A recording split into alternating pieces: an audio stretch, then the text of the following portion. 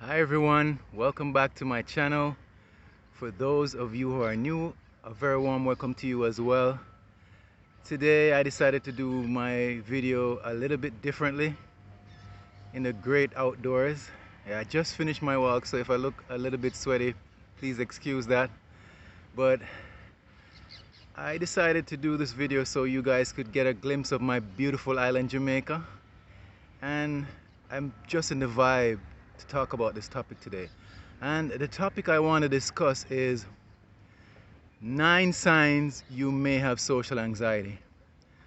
Now guys, although you see me here doing this video and you've seen me do a couple videos on YouTube, I have suffered from social anxiety for over 20 years now.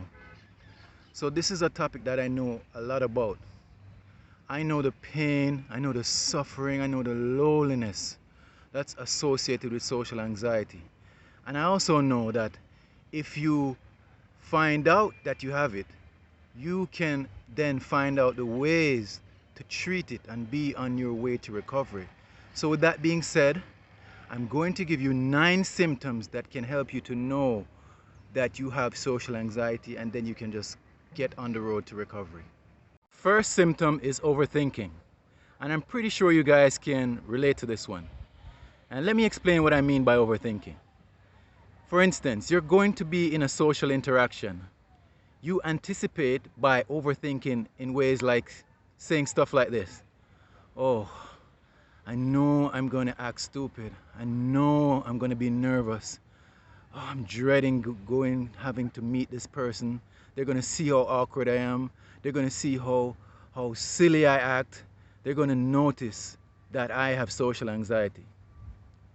Also, on the other hand, you also overthink social interactions that have gone by. So you think about something that happened yesterday or even a month ago.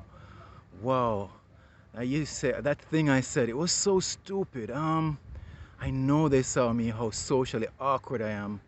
I know I must have looked like a real fool. Yes, overthinking social interactions is a symptom of social anxiety. So if you can relate to this, you may have social anxiety. Sign number 2 is being anxious in everyday scenarios. Now, it's normal to get nervous or anxious when you're doing public speaking, or you're doing something new, or you're meeting someone new for the first time.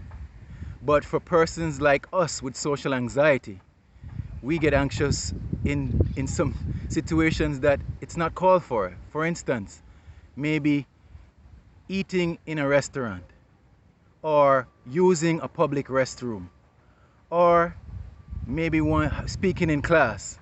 We get very socially anxious in scenarios like that. It can even happen in everyday things like speaking to a family member or even someone we've known for a long time.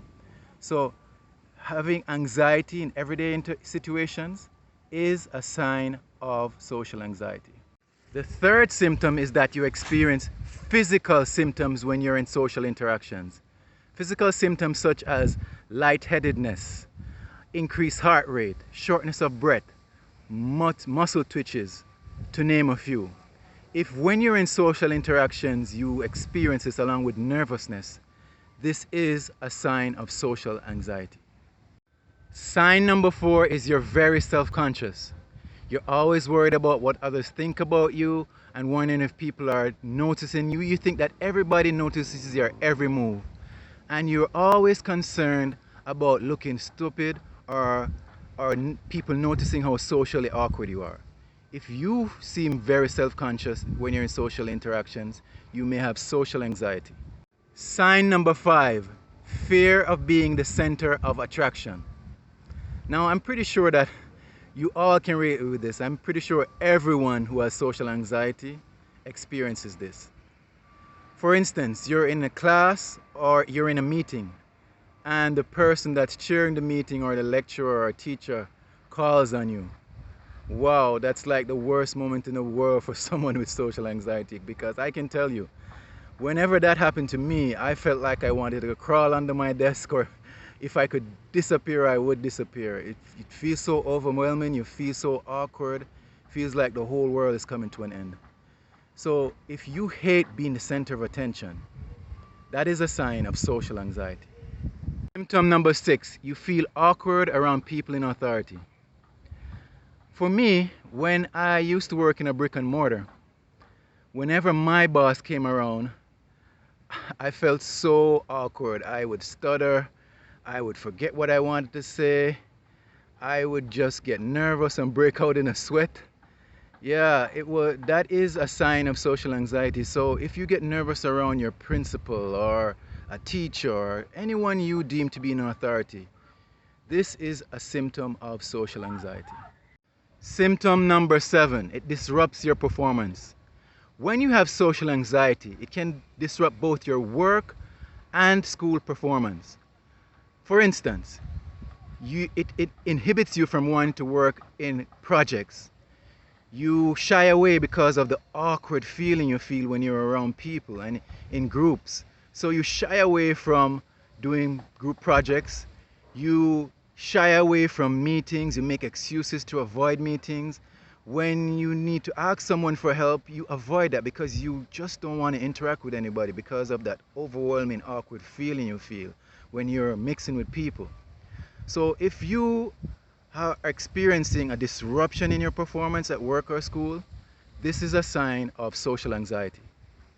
Sign number 8, you avoid events you are actually interested in. Now this is a major one, and I'm pretty sure everyone who has social anxiety does this. For instance, your friend invited you to a party, your family are keeping an event, whether it's Christmas, Thanksgiving, whatever kind of event, and you make an excuse. You have a concert you want to go to, you avoid it. You make an excuse because you know how awkward you're going to feel, you know the issues that's going to come up, and you just avoid it. If you avoid things that you really want to do, this is a sign of social anxiety. Final sign is trouble maintaining relationships. This one is one that I have suffered from for a long time. And because of the awkward feeling you get when you're around people, you totally avoid mixing and interacting with people altogether. You avoid your family, you avoid your friends.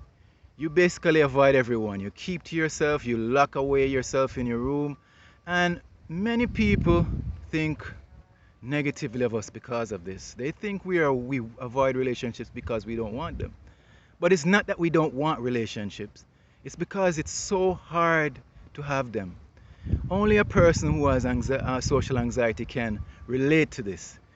It's when you're interacting with people, it's as if there's this terrible force that overcomes you. You want to jump out of your skin, but you can't.